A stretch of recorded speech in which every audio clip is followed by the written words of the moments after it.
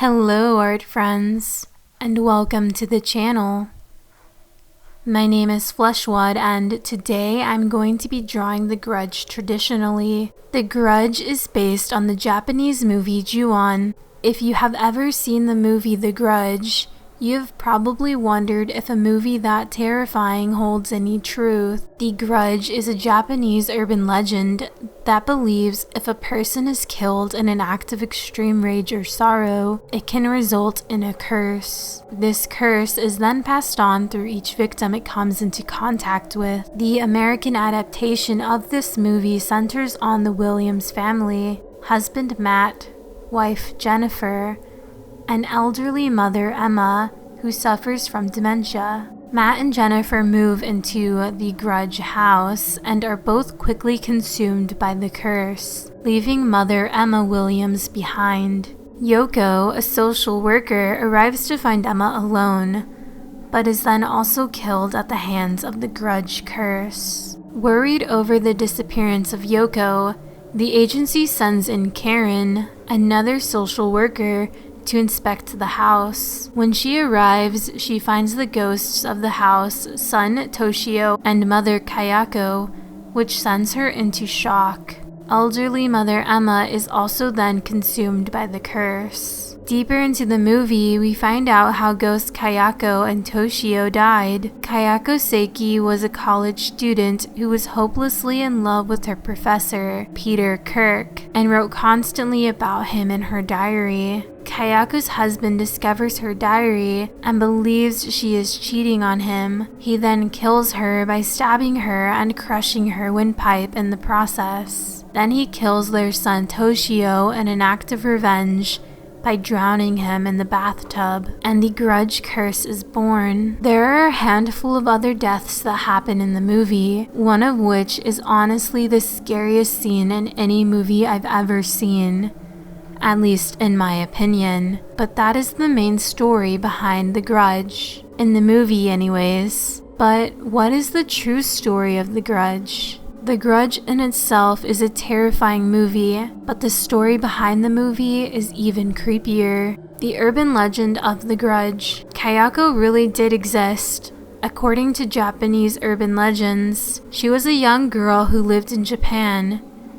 She grew up alone and without friends. Even her parents thought she was strange and neglected her as well. She would often have crushes but never had the confidence to speak to anyone. Instead, she would write about them in her diary. When she got older, she met a man named Taiko.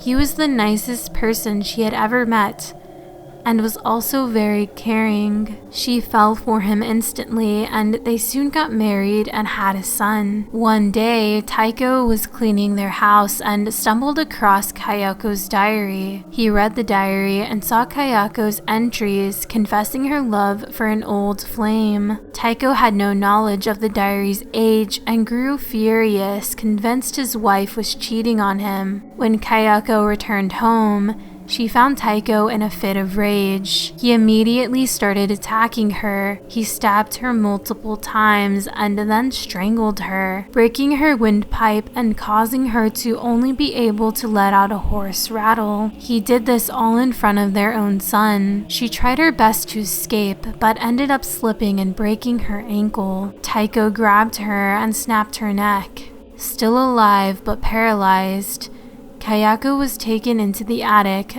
and left to die. Taiko then took their son Toshio and drowned him in the bathtub. Since Kayako died in such a painful and aggressive way, she came back as a vengeful spirit. She then strangled her husband with her hair.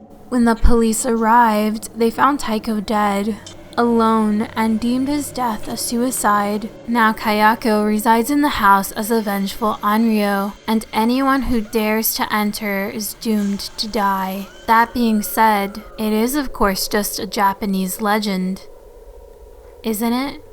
If you liked the art in this video, please give it a like and subscribe if you haven't. Have you seen Grudge in theaters yet? I liked it at first, but once I let the movie sink in, I was left with more questions than answers. It had a lot of jump scares in my opinion, which makes it seem scary at first. I also saw it as a double date with my bestie Minty, so I'm kind of biased to like it since I had fun with her, but overall I would rate it a 6 out of 10. Despite being titled Grudge, I don't feel that it is up to par with the first 2 movies at all. Let me know your thoughts down below. Thank you for watching. Until the next video, bye!